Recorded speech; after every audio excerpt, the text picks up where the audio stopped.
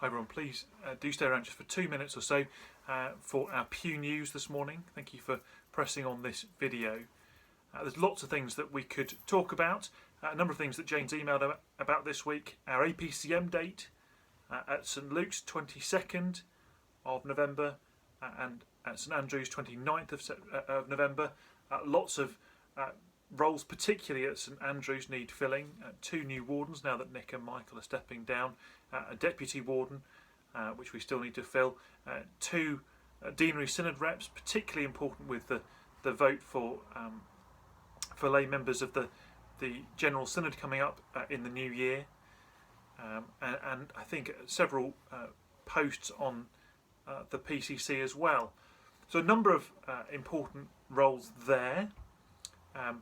Obviously, we've just started John's Gospel. Why not read on a bit into John's Gospel and get your bearings there after being in Isaiah for a few months? We could talk about that. Lots of things actually that are quite important. Please do read the emails if you have the emails. But I want to take this moment to share something that's on my heart, that's been on my heart for a little while. And I hope you'll forgive me for doing this, but I think it's important. The writer to the Hebrews writes a long letter to a church that's in danger of drifting. Chapter 2 verse 1 says this, and it's a chilling verse. We must pay the most careful attention, therefore, to what we've heard, so that we do not drift away. That word drift away is the idea. Imagine being on a big lazy river and you come to a fork in the river, a left fork and a right fork, and there's no discernible difference between them. But one fork, it's near the source of the Amazon. One fork leads you to the Pacific, the other leads you to the Atlantic. At this point, they're a few feet apart, touching. But in their consequences, they're 6,000 miles apart. That's the danger that the writer to the Hebrews sees. Pay careful attention. Do not drift. And it's a theme that runs right through his letter. So chapter 4 verse 1. Therefore, since the promise of entering his rest still stands, let us be careful that none of you be found to have fallen short of it. And there's my burden, really.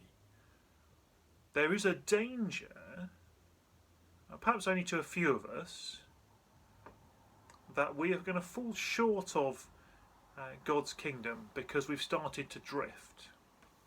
And the reason this is on my heart, I think, is because of the command you find later in Hebrews, which is the writer to the Hebrews, part of his remedy for the danger of drifting is, do not stop meeting together as some are in the habit of doing, but encourage one another, and all the more as you see the day of Christ approaching.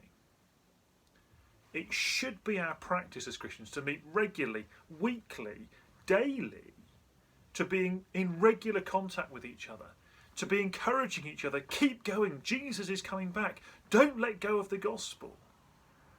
I know loads of us have been calling round each other and trying to encourage each other. It's been wonderful to see. But that habit of meeting together has been put on hold, hasn't it, for some months now. Many of us aren't back in church either on a Sunday or a Wednesday simply because we're too ill and too at risk, and I get that, and please don't rush back before you have to, but I know that your heart, your desire is to be back amongst us.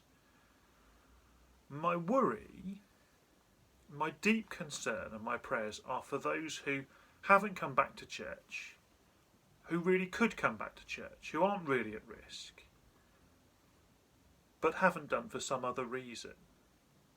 And if that's you, please hear me. Meeting regularly with God's people is God's design for keeping us Christian.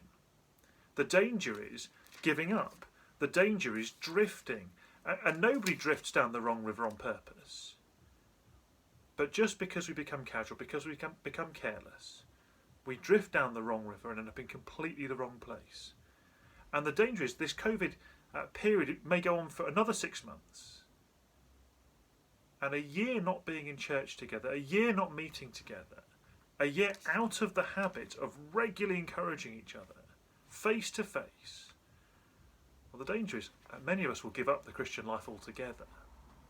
So I'm making this plea now, before that happens, before the rot sets in, before it does become a habit not meeting together. Please don't let that be you. By all means, stay watching things online if you have really good health reasons for not coming back. I'm really not meaning to encourage you to come back before you can.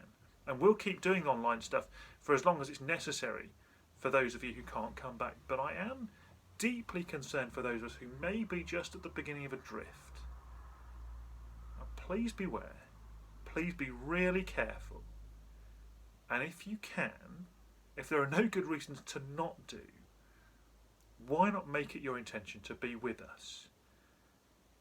And if you're somebody who does come back, but comes back very sporadically, notice Hebrews 10 again. Do not give up meeting together, as some are in the habit of doing, but encourage one another. And all the more, the closer we get to the return of Christ, all the more we should be encouraging each other. This is a time where we need encouragement, isn't it? And some of us perhaps discouraged, perhaps tired of COVID and lockdown, may just be turning away. Please let's have a situation. Many churches will be going through the same thing. I would love us to be a benefice who can say, let us be careful for each other that none is found to have fallen short of it. So if you've got a good friend, perhaps you're watching this and you've been coming back to church, or you would love to be back in church, but for health reasons you can't be.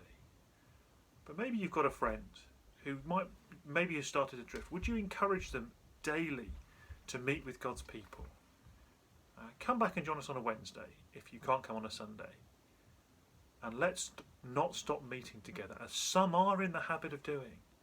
Let's not make that our habit. Let's get back together again, for Jesus' sake. And we'll see you soon.